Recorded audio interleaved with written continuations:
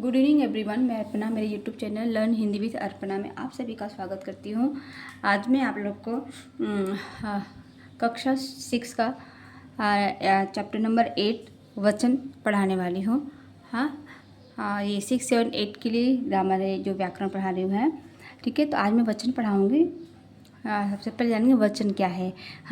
सबसे पहले जानेंगे हम वचन क्या है। जैसे कि एग्जाम्पल के माध्यम से मैं आप लोग को समझाती हूँ। जैसे कि ये एक पेन है। ये एक, और यहाँ पे मैंने क्या किया है, एक से ज़्यादा। ये एक पेन है, ये क्या है, एक से ज़्यादा पेन है।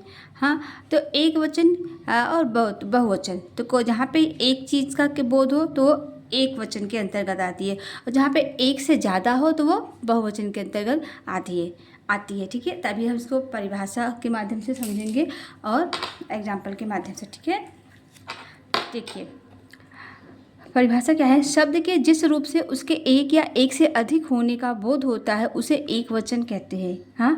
एक या एक से अधिक होने, जैसा मैंने अभी पेन के माध्यम से आप लोग को एग्जाम्पल दिया ना, एक पेन और एक से अधिक पेन। तो एक या एक से अधिक होने का बोध कराया था, तो उसे क्या कहते हैं, वचन कहते हैं। हिंदी में वचन के दो भेद हैं। हिंदी में वचन कितने भेद हैं, दो भेद हैं, एक वचन और बहुवचन। सबसे पहले हम जानेंगे एक वचन क्या है। एक वचन जिस शब्द से किसी वस्तु, व्यक्ति, प्राणी या स्थान के एक होने का बोध होता है उसे एक वचन कहते हैं। जैसे लड़का, पुस्तक, कपड़ा, घड़ी आदि। किसी एक वस्तु का जहाँ पे जिक्र किया जाए तो क्या है, एक वचन के अंतर्गत आती है। ठीक है, अभी हम जानेंगे बहुवचन क्या है। ठीक है, अब जानेंगे हम बहुवचन। जिस शब्द से किसी वस्तु, व्यक्ति, प्राणी या स्थान के किसी एक से अधिक होने की जानकारी मिले तो उसे बहुवचन कहते हैं। एक से अधिक, जैसे कि लड़का एक वचन, लड़के बहुवचन हो गया। पुस्तक एक वचन, पुस्तकें बहुवचन। कपड़ा एक वचन, कपड़े बहुवचन। घड़ी एक वचन, घड़ियाँ बहुवचन। तो लड़के, पुस्तक, कपड़े, घड़ियाँ ये सब बहुवचन के अंतर्गत आती हैं। किताब, किताबें। तो ये सब क्या है, ये बहुवचन के अंतर्गत। एक से ज़्यादा जहाँ पे जो भी वस्तु हुआ, एक से ज़्यादा भी हुई तो क्या हुई, वो बहुवचन। ठीक है, अभी कुछ विशेष जानकारी देना चाहूँगी। हिंदी में एक वचन से बहुवचन बनाने के कुछ नियम होते हैं, परंतु कुछ संज्ञा शब्दों का सदैव एक वचन में तथा कुछ संज्ञा शब्दों का सदैव बहुवचन में प्रयोग होता है। उनको एक वचन और बहुवचन में सेम ही तरीके से प्रयोग किया जाता है। अभी देखिए, सदैव एक वचन में प्रयोग किए जाने वाले शब्द कौन कौन से हैं। देखो, जो चीज़ें गिनी नहीं जा सकती, जिसको हम गिन नहीं सकते, उनका प्रयोग सदा एक वचन में होता है। जैसे आकाश, क्या आकाश को गिन सकते हैं?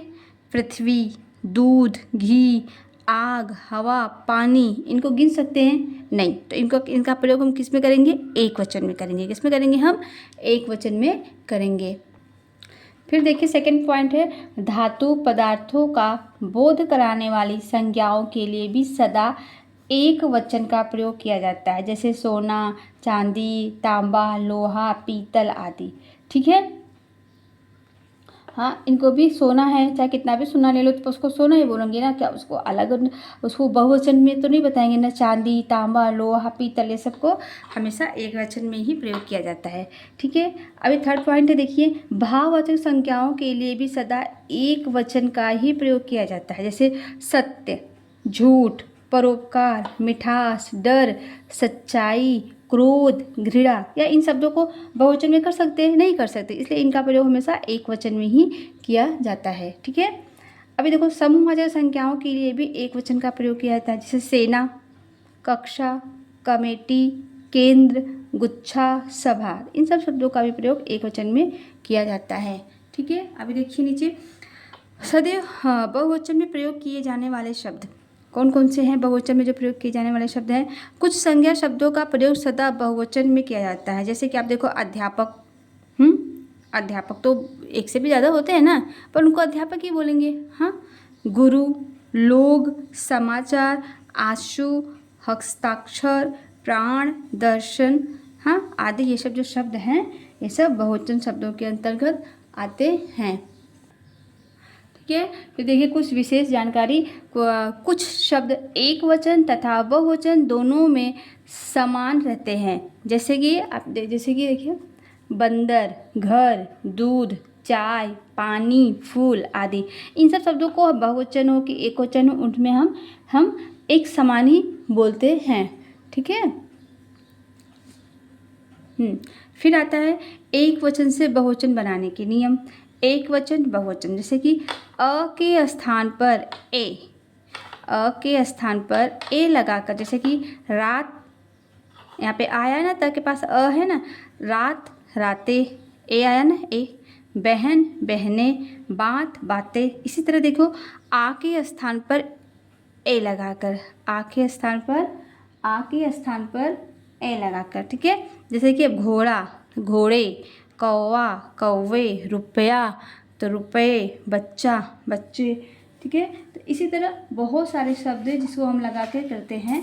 अब मैं थोड़ा सा एक्सप्लेन आप लोग को कर देती हूँ, आप लोग को कर देती हूँ ताकि आप लोग को और अच्छे से भी समझ में आए। ठीक है।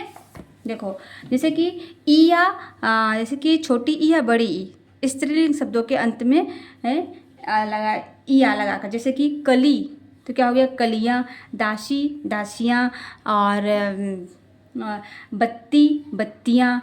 इस तरह कुछ आकारांत शब्दों के अंत में अनुनासिक लगाकर, जैसे कि गुड़िया, गुड़िया, गुड़िया कैसे रहेगा, जैसे कि देखो यहाँ पे अनुनासिक शब्द जो हम लगाएंगे, जैसे यहाँ पे है आप देखो गुड़िया,